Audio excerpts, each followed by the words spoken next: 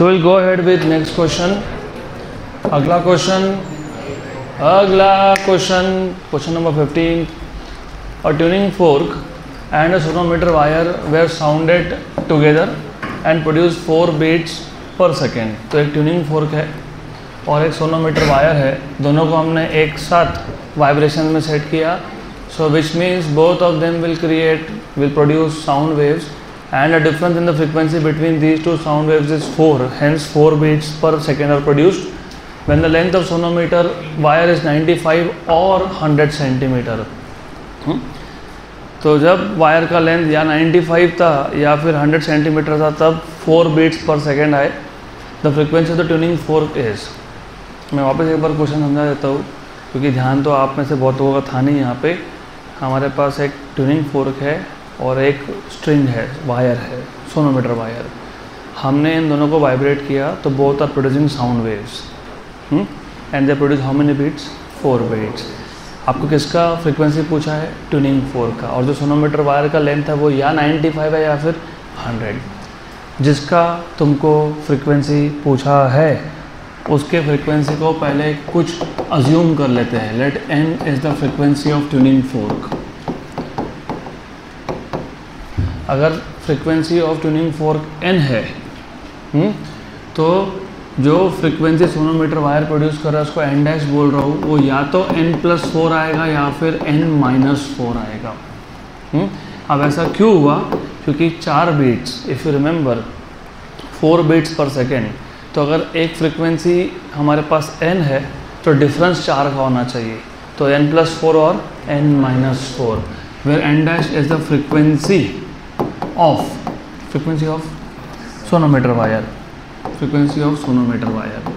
एक काम करते हैं, कन्फ्यूजन नहीं हो क्वेश्चन सॉल्व करने में, इसलिए मैं एक काम करता हूँ, थोड़ा नोटेशंस को चेंज कर लेता हूँ. पहले केस में मैं सोनोमीटर का जो फ्रीक्वेंसी है उसको n1 बोल देता हूँ. Frequency of sonometer when length is 95 centimetre, क्योंकि लेंथ भी 2 दिए हुए हैं. L1 इज़ 95 और L2 इज़ 100. तो याद रखना ये L1 है, तो फ्रीक्वेंसी को N1 बोल देता हूँ, N1. अब आपको याद है क्या? याद है, आपको याद होना चाहिए. फ्रीक्वेंसी और लेंथ का रिलेशन क्या होता है?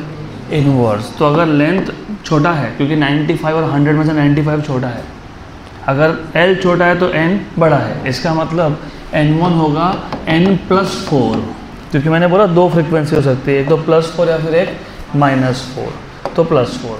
Similarly N2 is the frequency of sonometer. Remember, N2 is the frequency of sonometer when the length is how much? 100 centimeter. So N2 is the frequency of sonometer when the length is 100, और इसको L2 बोल दूंगा. Okay, good. So N2, this is 100, this is L2. तो जो N2 आएगा, क्योंकि length बढ़ गया तो फ्रीक्वेंसी छोटा होगा, तो N2 क्या होगा? n-4. और तुमने ही यहाँ पे लिखा, मतलब बोला, लिखा तो मैंने, तुमने बोला n और l का रिलेशन क्या है? इनवर्स है. अगर ऐसा है, if that is the case, तो n1/n2 will be what? L2/L1. What is n1? n+4. What is n2? n-4. What is L2? 100 centimeter, and this is 95. Very good. So if you know 5 20s and 5 19s are cross multiply. 19n plus 19 into 4 is how much? What is 19 into 4? 19 into 4 is 76. This is 20n minus 20 into 4 is 100. इसको 88. ठीक है, doesn't matter. This is 20n minus 19n. ये 18 है क्या? 19 है ना ये? बराबर है ये. तो कितना आ गया? n. अरे आई अंडरस्टैंड, लेकिन मैं पहले पूछ रहा हूँ 20 में से बताओ कितना. अभी ठीक है क्या? हाँ अभी ठीक है. Okay, good, fine. ठीक है, गुड गुड। कितना आया, ये उधर गया 20n माइनस 29n, ये इधर आया तो कितना आया 156। 4 कहाँ से आ गया, 156 है, तो 156 hertz is the frequency of the tuning fork.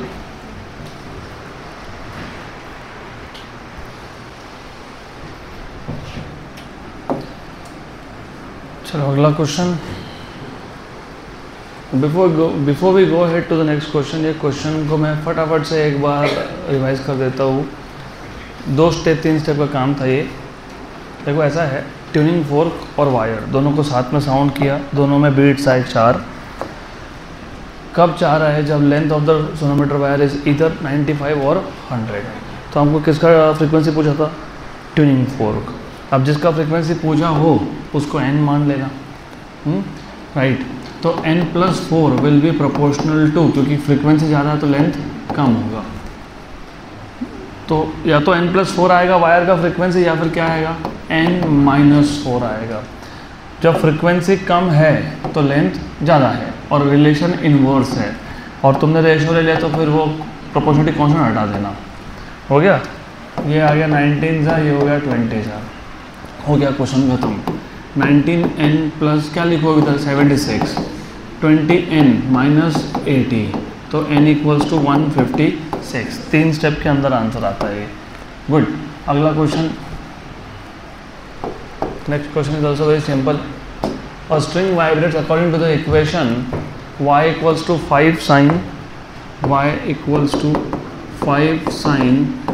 2 pi x by 3, where x and y are in centimeter and t is in second.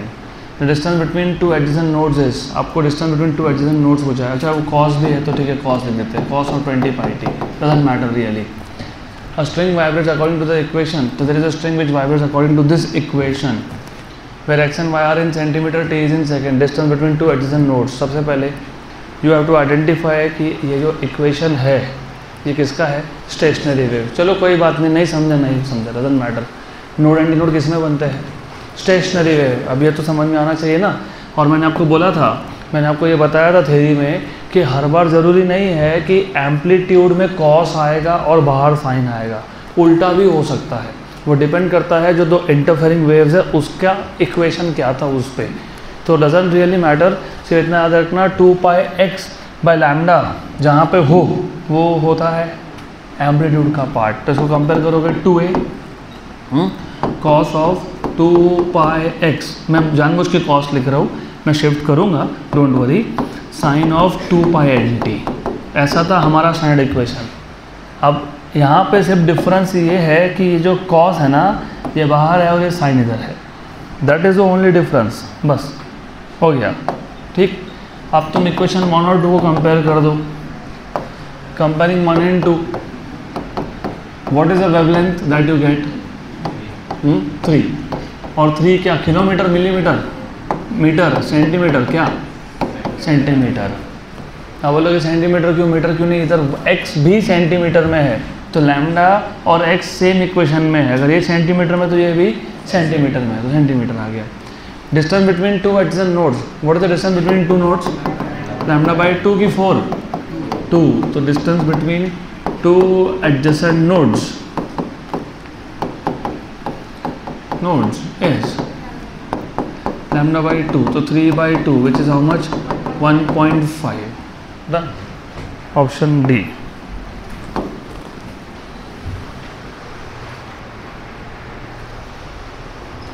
चलो अगला question, next question.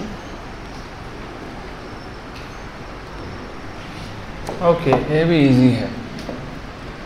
A stretch string of 1 metre length and mass 5 × 10⁻⁴ kilogram, length दिया है, mass दिया है, having tension of 200 newton, tension दिया है आपको, it is plugged at 25 centimetre, 25 centimetre पे प्लग किया। रिमेंबर 1 मीटर लेंथ था, 1 मीटर 100 सेंटीमीटर। जब तुम सेंटर में प्लग करते हो तो पहला मोड बनता है 1 लूप, तो जहाँ पे प्लग करते हो वहाँ पे क्या बनता है, एंटी नोड। तो when you plug at the centre 100 centimetre का हाफ 50 सेंटीमीटर, तो you have first mode which is 1 loop. 25 centimetre पे प्लग किया मतलब 2 लूप बनेंगे, मतलब it is first overtone which is second harmonic. Good. So if it is plugged at 25 centimeter from one end, then it will vibrate with the frequency of first overtone is second harmonic. First overtone is second harmonic. तो तुमको basically first overtone का frequency पूछा है. जिनको अभी भी question नहीं समझा, डोंट वरी, मैं वापस एक बार रिपीट कर देता हूँ, लेकिन अभी अच्छे से ध्यान देना. When you have a stretch string, जब आपके पास एक स्ट्रेच्ड स्ट्रिंग हो, remember we have a stretch string, something like that. अगर मैं इसको सेंटर में प्लग करता हूँ, सेंटर में टोटल लेंथ इज L और L/2 पे प्लग कर रहा हूँ, तो फंडामेंटल मोड बनता है, ऐसा बनता है, राइट. और इसका फ्रीक्वेंसी आता है आपका n = 1/2L root of T/m.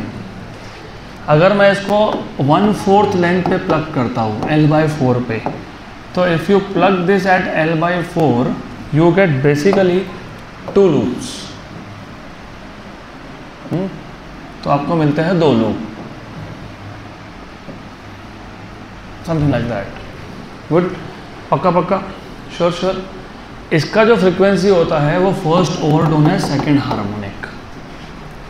तो तुमको सिर्फ ये इसलिए बोला कि टोटल लेंथ कितना था, 1 metre. Total length is 1 metre. 1 metre मतलब 100 सेंटीमीटर.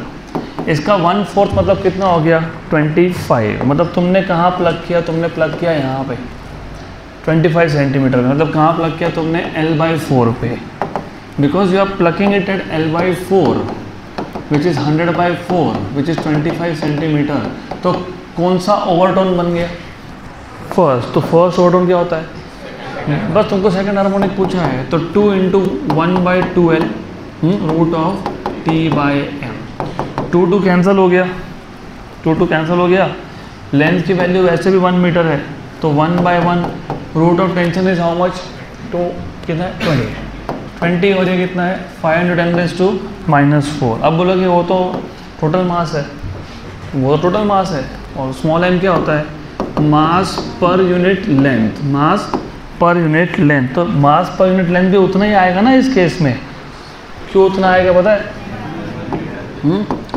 लेंथ इज 1 मीटर, तो किलोग्राम पर मीटर, तो उतना ही आ गया. तो 20/5 × 10⁻⁴. ओके. तो you have 1s and 4s. 4 का रूट इज 2, 10⁻⁴ का -2, वो ऊपर आके +2, तो 200 हर्ट्ज. तो फंडामेंटल फ्रिक्वेंसी कितना हो गया, हाफ ऑफ दिस 100. ये 2n है ना, 2n is 200, तो n is 100. चलो नेक्स्ट क्वेश्चन. अगला क्वेश्चन.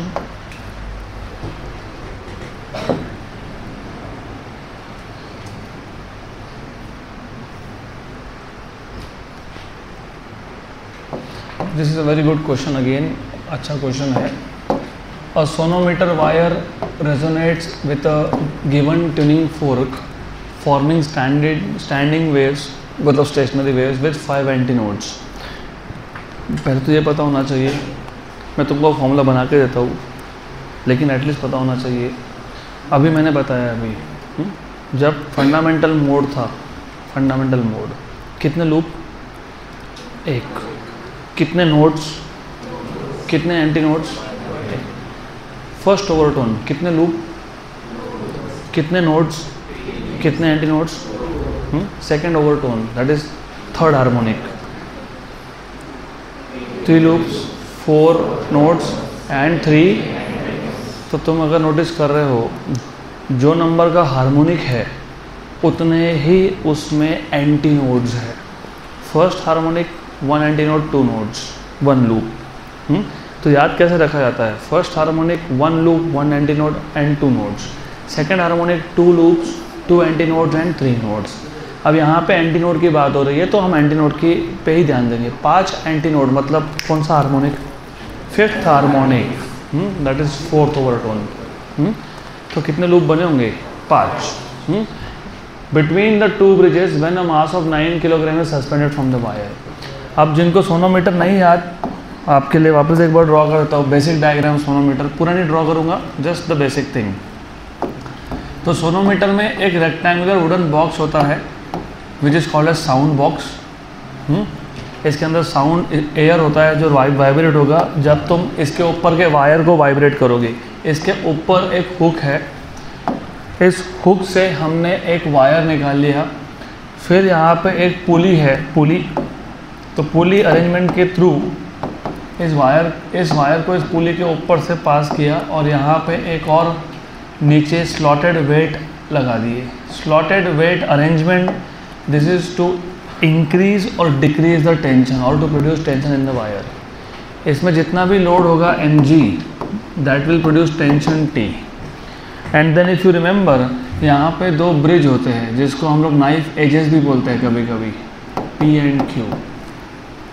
इन दोनों के बीच का जो लेंथ है दैट इज़ वाइब्रेटिंग लेंथ। तो पहले केस में जब तुमने 9 kg का लोड लगाया, मतलब टेंशन हो गया 9g, because tension equal to mg। तो जब पहले केस में तुमने 9 kg का लोड लगाया तब 5 एंटीनोड बने, मतलब 5 लूप बने, मतलब 5th हार्मोनिक था इन शॉर्ट।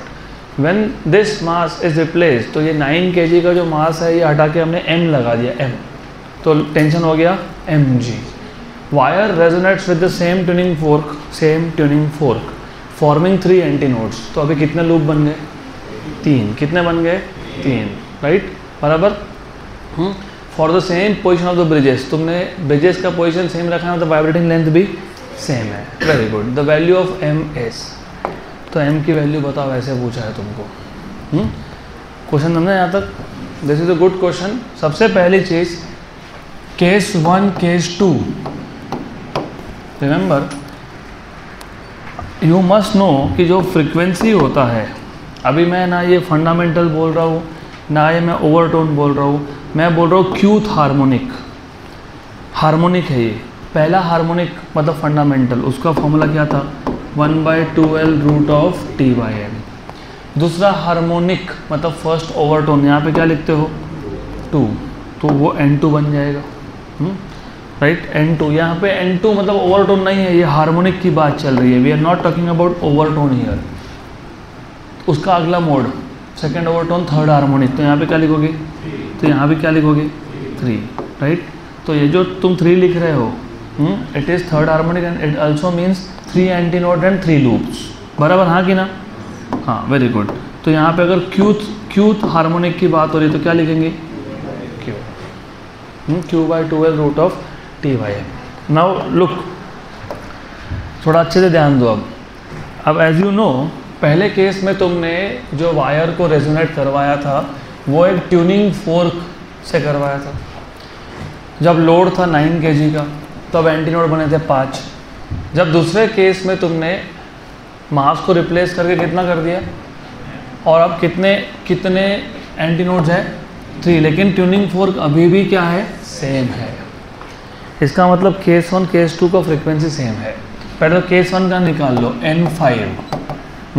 तो 5 अपॉन, मैं शॉर्टकट ले सकता था यहाँ पे, मैं तुमको डायरेक्ट प्रोपोर्शनली बता सकता हूँ। मैं बोलूँगा ये कांस्टेंट है क्योंकि सेम फोर्क है। फिर मैं बोलूँगा लेंथ भी कांस्टेंट है क्योंकि बोला ब्रिज का पोजीशन चेंज नहीं किया। फिर ये भी कांस्टेंट है क्योंकि वायर भी चेंज नहीं किया, तो सब कांस्टेंट है। तो Q into root T equals to constant, मतलब Q और रूट टी का रिलेशन हो गया इनवर्स। वैसा भी कर सकते हो, इफ़ यू वांट कर सकते हो, ऐसा कोई प्रॉब्लम नहीं है। तो 2L रूट ऑफ T/M, यहाँ पर T1 लिख देता हूँ क्योंकि केस 1 में लोड अलग था, load was different in case 1। Case 2 में N3 क्योंकि थर्ड हार्मोनिक था, 3/2L रूट ऑफ T2/M, क्योंकि हमने दोनों केसेस में सेम ट्यूनिंग फोर्क यूज़ किया है, मतलब N5 और N3 की वैल्यू सेम आएगी। गुड। तो 5/2L root of T1/M equals to 3/2L root of T2/M। 12 M सब हो गया कैंसल, तो यह है 5 root of T1 equals to 3 root of T2, squaring on both sides, 25 T1 equals to 9 T2। 25 T1 मतलब M1G, right, equal to T2 मतलब M2G, G और G भी हो गया कैंसल। मैं तुमको ट्रिक बना के देता हूँ, लेकिन पहले full flash method and then will go for trick. 25 into M1, पहले केस में मास था 9, good, equal to 9 into M2, तो 9 हो गया कैंसल। वैसे भी सेकंड केस में मास को तुमने M बोला तो M लिख दो, तो कितना हो गया M 25, तो आंसर कितना होना चाहिए 25 है क्या ऑप्शन में? Option A 18 number. Let me check verify if it should be वैसे ए, गुड।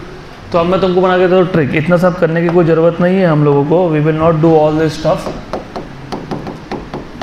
सिर्फ इतना याद रखना, frequency of qth harmonic, harmonic overtone नहीं। मिस्टर ब्लैक ब्लैक, तुम दोनों ब्लैक ब्लैक, तो ज़रा बताओ फॉर्मूला बताओ। What is the formula of qth overtone का frequency? Q/2L root of T/M। ये कांस्टेंट है, सेम फोर्क है, ये कांस्टेंट है, ये भी कांस्टेंट है, which means Q into root T is constant. Also T is load into G, mg, और G भी क्या है? कांस्टेंट। तो Q into root M is constant, which also means Q square M is constant. Good, हो गया question खत्म। Q1 square M1 equal to Q2 square M2, तो you have M2 चाहिए ना तुमको, Q1 बाई Q2 का square into M1। Q1 था 5, ये था 3, और M1 था 9, 3 का स्क्वायर 9 और ये 9 कैंसल, तो योर आंसर इज 25। अगला क्वेश्चन, अभी वो ट्रिक तुम खुद से कर लोगे तो एक्सपेक्टेड है। अभी हमको मिस्टर ब्लू बताएंगे इसका सॉल्यूशन। और cylindrical tube open at both the ends, चलो ठीक है बेसिक से स्टार्ट करता हूँ। अगर एक tube open at both the ends है, उसका सिर्फ फंडामेंटल फ्रीक्वेंसी का फॉर्मूला बता दो। फंडामेंटल फ्रीक्वेंसी नहीं पता, क्लोज्ड का बताओ, क्लोज्ड का। एक एंड से क्लोज है, नहीं पता, दोनों एंड से क्लोज है, ऐसा होता ही नहीं है। एक वायर है, स्ट्रेच्ड वायर, दोनों एंड पे बांध के रखा है, उसका फंडामेंटल फ्रीक्वेंसी बताओ। नहीं पता, अभी लिखा था, ये क्या लिखा था तुमने? 1/2L रूट ऑफ T/M, क्या था वो? फंडामेंटल फ्रीक्वेंसी था। So cylindrical tube open at both the ends has a fundamental frequency f0 in air, and you should know for a tube open at both the ends fundamental frequency is V/2L. The tube is dipped vertically into water such that half of its length is inside water. अब तुमने इस tube को vertically पानी में dip कर दिया, अब आधा लेंथ उसका पानी में है, आधा अभी भी ओपन टू एयर है, तो ये बन गया एक closed tube with half of the length. Good. The fundamental frequency of the air column now is, अच्छा क्वेश्चन है, गुड, सिंपल है ऑफ कोर्स। तो पहले केस में हमारे पास एक ट्यूब है, which is open at both the ends. So this is a tube which is open at both the ends. इसका फंडामेंटल फ्रीक्वेंसी दिया है तुमको f0, और as I just told you it is v upon कितना 2L। तो यहाँ से v/L is 2 times of f0, equation number 1। क्योंकि मुझे answer in terms of f0 है ना, इसलिए मैंने v/L को f0 के टर्म में लिख दिया। अब ऐसा बोला है कि ये जो ट्यूब था इसको वर्टिकली हमने डिप कर दिया पानी में, सच दैट उसका आधा लेंथ गया पानी में, हाफ लेंथ। तुम ध्यान नहीं दोगे तो तुम्हारा पूरा करियर जाएगा पानी में। इसका तो हाफ गया, कोई बात नहीं। ओके, तो ये जो क्लोज पाइप था इसका लेंथ कितना हो गया L/2। अब जो क्लोज पाइप का फंडामेंटल फ्रीक्वेंसी है वो होता है V/4 times of LC, V/4, क्योंकि क्लोज्ड एंड पे बनता है नोड और ऊपर बनता है एंटी नोड, तो नोड और एंटी नोड का डिस्टेंस होता है λ/4, इसलिए यहाँ पे आता है 4। V/4 LC, what is LC? L/2, 1s and 2s। 1 and 2 हो गया, गुड, हो गया, अपना काम हो गया। तो ये आ गया आपका V/2L। What is V/L? 2f0। तो देखो ये 1/2 और ये V/L क्या है? 2f0। तो 2 क्या हो गया? कैंसल, मतलब there is no change in the frequency, same frequency आएगा f0, ऑप्शन बी। चलो next question.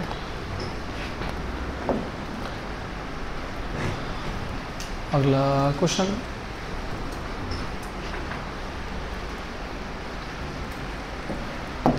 two closed organ pipes when sounded simultaneously gave 4 beats per second। हमारे पास 2 क्लोज्ड पाइप है, जब दोनों को तुमने एक साथ लॉन्गिट्यूडिनल वेव उसमें प्रोड्यूस किए तो 4 बीट्स आए। If longer pipe has a length of 1 metre, तो जो दोनों में से बड़ा है उसका लेंथ 1 मीटर है, then the length of the shorter pipe will be. Very good, easy है, इट्स नॉट डिफिकल्ट। और speed of sound in air 300 दे के रखा है। 2 closed organ pipes, 2 closed organ pipe की बात चल रही है यहाँ पे। 2 closed organ pipes, 2 closed organ pipes, okay. तो रिमेंबर, पहला पाइप, दूसरा पाइप, दोनों में से किसी भी एक का लेंथ बड़ा मान लो, तुमको जो ठीक लगे उसका मान लो, doesn't matter. If the longer pipe has length 1, तो मैं पहले पाइप के लेंथ को 1 मीटर मान लेता हूँ, दूसरे का लेंथ पूछा है, दैट इज़ द क्वेश्चन, बराबर। नाउ एज यू नो कि फ्रीक्वेंसी और लेंथ का रिलेशन क्या होता है? इनवर्स। तो जिसका लेंथ बड़ा होगा उसका फ्रीक्वेंसी छोटा होगा, मतलब n1 और ये n2, तो n1 is less than n2। तो जो नंबर ऑफ बीट्स तुम लिखते हो ना, बीट फ्रीक्वेंसी, उसको लिखोगे n2 माइनस n1, क्योंकि यहाँ गड़बड़ की तो फिर आंसर गलत हो जाएगा आपका। देन यू शुड नो कि इन्होंने बीट फ्रीक्वेंसी हमको कितना दिया हुआ है? 4। And you should also know, you must also know, दोनों पाइप कौन से थे? Close pipe. और ये जो n1 n2 है ये ओवरटोन्स नहीं है, ये फंडामेंटल फ्रीक्वेंसी है। n1 is the fundamental frequency of the first pipe and n2 is the fundamental frequency of second pipe. तो you know what is the fundamental frequency of close pipe? V/4L1, और दूसरे का क्या आएगा? V/4L2। Very good. तो अभी ये सब डेटा यहाँ सब्स्टिट्यूट करो, तो n की जगह पे 8 लिख दिया, n2 की जगह पे क्या लिखा? V/4L2, और यहाँ क्या लिखा? V/4L1। गुड। तो therefore 8 equal to V/4 common, 1/L2 minus 1/L1, वैसे 1/1 है क्योंकि L1 इज़ 1। तो ये आ गया आपका 32 equal to V 1/L2 minus 1, क्योंकि 1/1 है। तो 32, ये वैल्यू दी है 300 दिया है, ओके। 300 1/L2 minus 1। तो जस्ट सॉल्व दिस, इसको सिर्फ सॉल्व करना है अब। तो therefore you have 32/300 equals to 1/L2 minus 1। तो you have 1/L2 equals to 32/300 plus 1। तो 1/L2 equals to cross multiply 300 plus 32, 332 upon 300। तो L2 इक्वल्स टू 300 अपॉन 332। अब 300 अपॉन 332, तो न्यूमरेटर ये डिनोमिनेटर से थोड़ा सा छोटा है।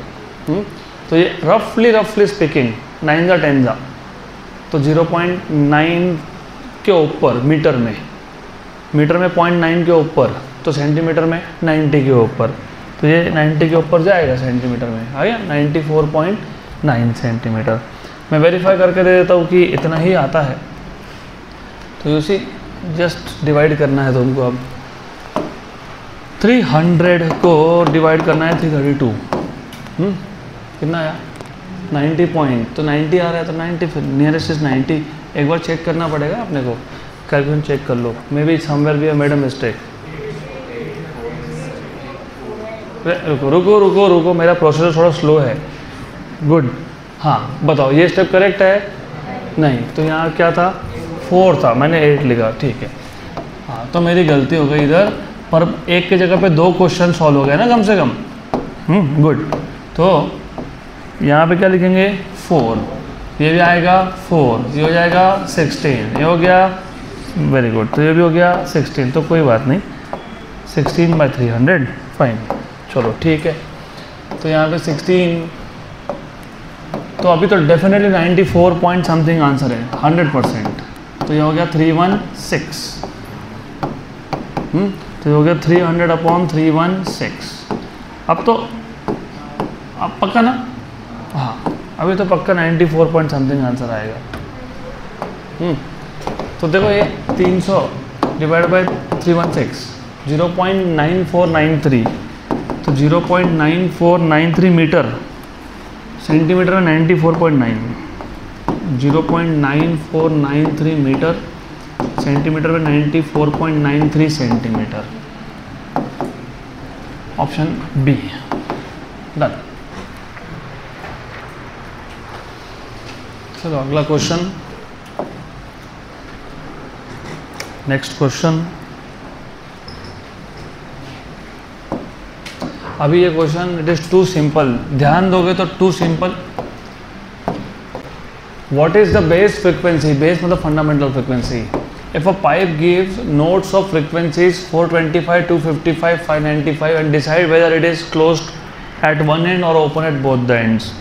देखो यहाँ पे जानबूझ के तुमको फ्रीक्वेंसीज को थोड़ा सा, अगर देखोगे पहले क्या लिखा है 425, उसके बाद क्या लिखा है 255।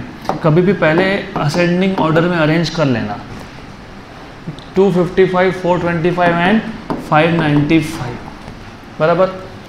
अब ये जो सबसे छोटा फ्रीक्वेंसी है, नंबर्स के हिसाब से बोल रहा हूँ, सबसे छोटा, ये मान लो ये पीथ ओवरटोन है। अगर ये पीथ है तो ये कौन सा होगा P+1, और ये कौन सा होगा P+2, P+2। पहले हम मान लेते हैं कि ये पाइप क्लोज है, सब मान लो, मानने से क्या जाता है अपना। अगर पाइप एक एंड पे क्लोज है तो उसमें कौन से हार्मोनिक्स थे, N, 3N, 5N, 7N, only odd harmonics. और मैंने बताया था अगर ऐसा है कि pipe closed at one and है तो ऑड हार्मोनिक्स है, इसका मतलब किसी भी 2 सक्सेसिव ओवरटोन्स में डिफरेंस आता है 2N का। कितना होता है 2N। पक्का श्योर। तो अगर मैं मान लेता हूँ कि ये क्लोज्ड है, पहले क्लोज का चेक करेंगे, नहीं आया तो ओपन देख लेंगे। मान लेता हूँ कि क्लोज्ड है, अगर ये क्लोज्ड है तो इन दोनों का डिफरेंस मतलब NP+1 माइनस NP, ये कितना आएगा 2N। मैं स्टेप्स कम कर रहा हूँ, नहीं तो मुझे वो फिर पहले पी तो का फॉर्मूला लिखना पड़ेगा 2P+1N, P+1 का लिखना पड़ेगा 2P+3N, फिर दोनों को सब्ट्रैक्ट करना पड़ेगा। कोई ज़रूरत नहीं है, तुम्हारे बेसिक्स क्लियर है ना, डायरेक्ट करना, right. How much is this 425 and that 255 equals to 2N, correct. 425 minus 255 170, तो 170 equals to 2N, where N is fundamental frequency. तो N कितना आ गया 85, तो फंडामेंटल मतलब बेस फ्रिक्वेंसी 85 एंड क्लोज्ड, ऐसा ऑप्शन है क्या 85 एंड क्लोज है क्या ऑप्शन? हाँ है, तो बस दूसरा चेक करने की ज़रूरत नहीं है, फिर डन। अगर नहीं मैच होता तो फिर क्या बोलते कि ओपन मान के देख लो, क्लोज के लिए नहीं हुआ तो ओपन के लिए हो सकता है। ओपन में कौन से हार्मोनिक्स प्रेजेंट रहते हैं, all, N, 2N, 3N, 4N, तो किसी भी 2 ओवरटोन का फ्रीक्वेंसी डिफरेंस क्या आता है N। तो उस केस में तुमको NP+1 माइनस NP क्या होता N, मतलब फंडामेंटल कितना होता 170 एंड ओपन। ऐसा दिखेगा नहीं कहीं पे भी, देखा क्या कहीं पे भी नहीं। गुड, चलो अगला question, next question.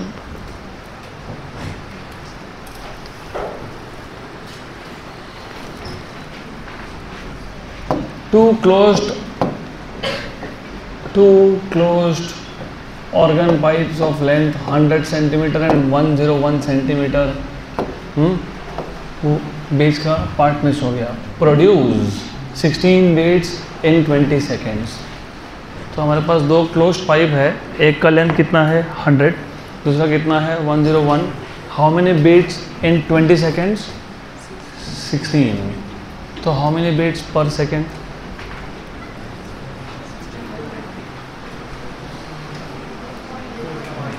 16/20, 8/10, 0.8. Correct? Good. When each pipe is sounded in its fundamental mode, calculate the velocity of sound. Simple है. देखो 20 beats, 20 की 16, ठीक है, 16 beats in how many seconds? 20 seconds. तो remember 16/20 beats in how many seconds? 1 second. इसको beat frequency बोलते हो. तो ये आ गया 0.8 beats in 1 second. So fundamental frequency, then beat frequency कितना हो गया? 0.8. 8 into 10 raised to -1, 0.8. अब आपको दो क्लोज पाइप दिए हैं, पहले का लेंथ है 100 सेंटीमीटर, कितना? 100 सेंटीमीटर. दूसरा लेंथ कितना है? 101. फ्रीक्वेंसी और लेंथ का रिलेशन होता है इनवर्स. तो जिसका लेंथ छोटा है उसका फ्रीक्वेंसी बड़ा है. लेंथ कितना छोटा है? L1, तो फ्रीक्वेंसी बड़ा होगा. तो N1 is greater than N2, तो बीट फ्रीक्वेंसी क्या हो गया? N1 minus N2. What is, ये कौन सा पाइप था? क्लोज्ड. फंडामेंटल फ्रीक्वेंसी क्या होता है?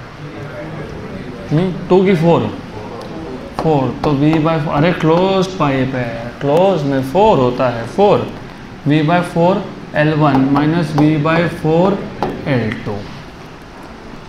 गुड. ये वैल्यू कितनी है? 0.8. Very good. Equal to V/4 common 1/L1 minus 1/L2. आपको V चाहिए था ना? V, हाँ V चाहिए. V, तो एक काम करो, ये 0.4 को इधर लाओ. 3.2 इक्वल्स टू V. 1/L1 कितना था? 100. और ये कितना था? 101. दोनों किस में थे? सेंटीमीटर. तो मीटर में कन्वर्जन करने के लिए 10 raised to -2 दोनों से कॉमन निकाल लिया. यहाँ से भी, यहाँ से भी, ये उधर भेज दिया. 3.2 into 10 raised to -2 equals to V. 101 में से 100 गए, 1/100 इंटू 101. अभी ज़्यादा फर्क नहीं है ना, इसको भी 100 मान लो. 10, अरे 200 कैसे हो गया? 10 raised to 4 है वो. 10 raised to 4 into 10 raised to -2, 10 raised to +2. बहुत डिफ़िकल्ट सिचुएशन है, बहुत ज़्यादा डिफ़िकल्ट सिचुएशन है ये. ये 10 raised to -4 और ये 10 raised to +4 and -2, 10 raised to 2. 3.2 into 10 raised to 2 कितना होता है? 320. 3200 नहीं होता है? हाँ. तो 320 मीटर पर सेकेंड. 320 के आसपास देख लो क्या आंसर है? 323. अब आपके वेरिफिकेशन के लिए, सेटिस्फैक्शन के लिए, what I will do is, ये मैं तुमको कैलकुलेटर से बताता हूँ कि ये क्या आता है. देखो यहाँ देखो, ध्यान दो. ये 100 इंटू 101 कितना हो गया? और ये 10 raised to -2, मतलब ये 2 0 गए, मतलब मैं डिवाइड बाय 100 कर रहा हूँ इसको. हो गया? Into 3.2.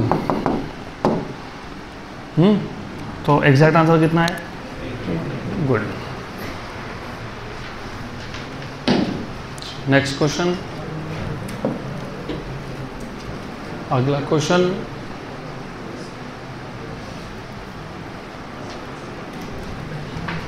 An open tube is in resonance with string. Resonance मतलब फ्रीक्वेंसी सेम होना. Open tube is in resonance with string, मतलब एक ओपन ट्यूब है, उसके ऊपर एक स्ट्रिंग है, हमने उसको वाइब्रेट किया, तो जो फ्रीक्वेंसी ऑफ वाइब्रेशन स्ट्रिंग का होगा वही किसका होगा? Open tube. तो रेजोनेंस, यूनिसन मतलब same frequency. Resonance and unison ये वर्ड जब यूज़ किए हो, सेम फ्रीक्वेंसी बोला भी उन्होंने. Frequency of vibration of tube is N0. If tube is dipped in water so that 75% of the length is inside water. अभी हमने हाफ वाला देखा, अभी कितना है? 75. Then the ratio of frequency of the tube to string will now be. Then the ratio of frequency of the tube to the string will now be. अच्छा question है. तो चलो ऐसा है, ऐसा समझ लेते हैं. हमारे पास एक ओपन ट्यूब है. इस ओपन ट्यूब के जस्ट ऊपर एक स्ट्रिंग है. स्ट्रिंग। तो यहाँ पे एक स्ट्रिंग है। अब ये जो स्ट्रिंग का फ्रीक्वेंसी ऑफ वाइब्रेशन है वो n0 है, इसका भी n0 है क्योंकि रेजोनेंस है तो सेम फ्रीक्वेंसी होता है। शुरू में सेम है। गुड। अब हमने इसका 75% लेंथ पानी में डिप कर दिया। 75%। तो पहले डिप करने से पहले अगर लेंथ L था तो अब लेंथ हो जाएगा 3L/4 कि L/4 L/4 25% बचा ना, तो यह आएगा L/4। 75% is inside water. Okay, तो एयर में air is only 25% which is L/4। अब जब लेंथ L था तो ये पाइप ओपन था। What is the fundamental frequency of open pipe? V/2L। Very good. ठीक, यहाँ पे पाइप हो गया क्लोज्ड। क्या हो गया? क्लोज। तो ये जो क्लोज पाइप है, क्लोज पाइप, इसका जो फंडामेंटल फ्रिक्वेंसी होगा वो कितना होता है? V/4LC। तो ये आ गया V/4LC L/4 बराबर। और यहाँ से V/L कितना मिला? 2NO। सही हो गया, ये हो गया कैंसल। तो what is V/L? What is V/L? 2NO। तो 2NO। Equation number 2। अब एक बार बताओ क्या पूछा है? Ratio of frequency of the tube to string. Tube मतलब NC, स्ट्रिंग मतलब NS। What is NC? 2N0। तो स्ट्रिंग तो अभी भी उसी फ्रीक्वेंसी से वाइब्रेट हो रहा है ना। फ्रीक्वेंसी ट्यूब का चेंज हुआ, स्ट्रिंग का नहीं हुआ। तो स्ट्रिंग का अभी भी कितना है? NO। तो फिर आंसर क्या आएगा? 2। Ratio is 2, not 1/2, it is 2। Option number B.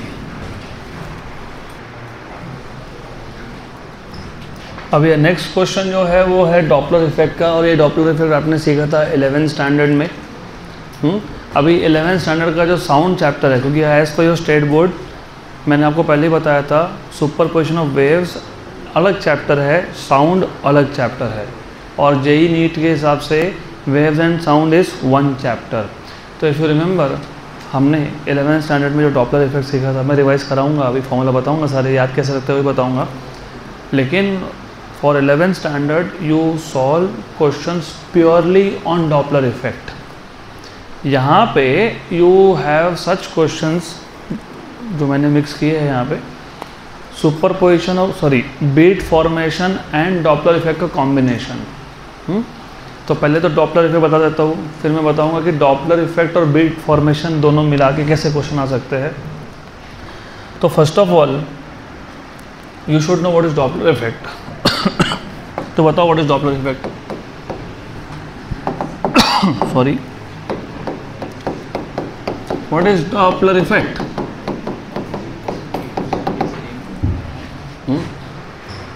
What is Doppler effect? The change in the frequency of sound due to relative motion between the source of sound and the listener is called as Doppler effect. The change in the frequency of sound due to relative motion between source of sound and listener is called as Doppler effect. अब relative motion क्यों बोला, पहले वो समझ लो। उससे पहले ये पता होना चाहिए चेंज इन फ्रीक्वेंसी मतलब क्या। फॉर एग्जांपल, अब आप यहाँ बैठे हो, of course you are listener.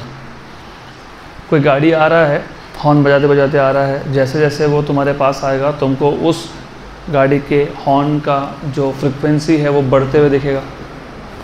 और जब वो तुमको क्रॉस करके चला गया वही फ्रीक्वेंसी तुमको लेकिन रियलिटी में जो गाड़ी का हॉर्न था उसका जो फ्रीक्वेंसी था वो चेंज हुआ नहीं, वो हमको अपीयर हुआ कि चेंज हो रहा है। तो जब भी कोई भी साउंड सोर्स साउंड जनरेट करते करते आपके पास आए तो फ्रीक्वेंसी थोड़ा सा ज़्यादा सुनाई देता है, और अगर दूर जाए तो फ्रीक्वेंसी कम होता है। That is called as Doppler effect in short. मैं भी अगर बात करते करते आपके पास आऊँगा और दूर जाऊँगा तो ऐसे ही होने वाला है। And that is a common thing that you also notice when you are standing on platform और ट्रेन आ रही है तो उसका जो हॉर्न का फ्रिक्वेंसी है वो बढ़ते आता है, क्रॉस हो गई तो वो कम होते जाता है। That is Doppler effect. अब इसको रिलेटिव मोशन क्यों बोला? क्योंकि देखो ऐसा है, in your case you are listener, you are at rest, there is a source of sound who is moving, तो मोशन तो है, वो मूव हो रहा है, तुम रेस्ट पे हो। उल्टा भी हो सकता है, उल्टा भी हो सकता है। आप क्लास के बाद घर पे जाते वक्त में भी कहीं पे एक स्पीकर लगा हुआ है, वो सोर्स है, वो लगा हुआ है, वो मूव नहीं हो रहा, तुम मूव हो रहे हो, लिसनर इज मूविंग। ऐसा भी हो सकता है दोनों भी मूव हो रहे हैं। तो that is the relative motion, मतलब एटलीस्ट दोनों में से एक मूव होना चाहिए, तब जाके ये फ्रिक्वेंसी का change you will notice, otherwise you will not notice. अब इसमें टोटल बनते हैं 8 cases, 8। Listener is at rest, उसके 2 cases, source is moving towards you, source is moving away from you. उसके बाद उल्टा, source is at rest, listener is moving towards the source और away from the source, both are moving towards each other, या फिर both are moving away from each other, या फिर listener following source, listener following source, तो listener source के पीछे पीछे जा रहा है। उल्टा भी होता है, source following listener. Total 8 cases है। अब 8 केसेस याद रखने का एक सिंपल सा ट्रिक है, और अगर ये ट्रिक तुमको समझा तो बीट्स और डॉपलर इफेक्ट के क्वेश्चन तुम सॉल्व कर लोगे, नहीं तो गए। तो जिनको मार्क्स चाहिए वो सब यहाँ ध्यान दो, बाकी के लोग अपना अपना काम करते रहो, कोई दिक्कत नहीं है। गुड। ऐसा है, if remember this is important, this is very important. सबसे पहले जो नोटेशन यूज़ करने वाला हूँ वो लिख देता हूँ मैं, v is speed of sound in air, क्योंकि हम लोग डॉपलर इफेक्ट साउंड के लिए पढ़ रहे हैं और साउंड एयर से ट्रैवल करके हमारे कान तक आता है, लिसनर तक आता है। तो v is speed of sound in air, vl is speed of listener, good, vs is speed of source, then n is the actual frequency, real frequency as emitted by the source of sound, na is the apparent frequency, जो listener को सुनाई दे रहा है वो frequency है na, apparent frequency। इसका एक simple सा ट्रिक है, उस ट्रिक के 3 स्टेप्स है। सबसे पहला पॉइंट याद रखना, apparent frequency is greater than actual frequency if there is relative approach। relative approach मतलब डिस्टेंस कम होना, राइट, बराबर। सो अप्रोच का मतलब होता है डिस्टेंस लिसनर और सोर्स में कम होना, तो एपरेंट फ्रिक्वेंसी एक्चुअल से ज़्यादा सुनाई देगा, जो होता भी है। वो तो तुमने नोटिस नहीं किया होगा, हर दिन तुम बहुत जगह पे ये एक्सपीरियंस करते हो, इस क्लास में बहुत बार करते हो। जैसे वो कहते हैं ना, कुछ बुलेट वाले जाते हैं यहाँ से, उनके साइलेंसर का ऑलरेडी आवाज़ ज़्यादा है, लेकिन वो जब पास में आते तो वही फ्रीक्वेंसी बढ़ते जाता है, और क्रॉस करके आते तो कम होता है। तो जब हम जो सुनते हैं वो एपरेंट है, apparent is greater than actual if there is relative approach. उल्टा है, अगर रिसीड है तो उल्टा है, मतलब अगर कोई डिस्टेंस जब बढ़ता है, सोर्स और लिसनर में डिस्टेंस बढ़ता है, तो फ्रीक्वेंसी जो सुनाई देता है वो एक्चुअल से कम होता है। So if there is relative recede, इसको रिसीड बोलते हैं, रिसीड, रिसिप्ट नहीं है, रिसीड, रिसीड, दूर जाना। गुड, पक्का। तो apparent frequency is less than actual. तीसरा आपको पता होना चाहिए जो जनरल फार्मूला है, जनरल फार्मूला, और बाय द वे ये apparent frequency greater than actual frequency, तो एपरेंट बाय एक्चुअल का रेशियो क्या आ गया, ग्रेटर देन 1, रेशियो क्या आ गया, ग्रेटर देन 1, और इसका रेशियो क्या आ गया, लेस देन 1। और फॉर्मूला याद रखना, frequency equal to frequency, frequency equal to frequency dimensionally, v minus v, चलो माइनस प्लस बाद में देख लेंगे, v। गुड, ये उसका जनरल स्ट्रक्चर है फॉर्मूला का। इसको स्केलेटन मान लेंगे। ये v कौन सा है, लिसनर का, ये कौन है, सोर्स का, और ये जो फ्रिक्वेंसी था इसको उठा के यहाँ लिख दिया तो बन गया रेशो। गुड, पक्का पक्का। अब 8 केसेस है, 8 कितने केसेस है, 8। तो वो 8 केसेस अभी टाइम नहीं है तो हम कंटिन्यू करेंगे कल के लेक्चर में। Will see tomorrow Doppler effect in detail again.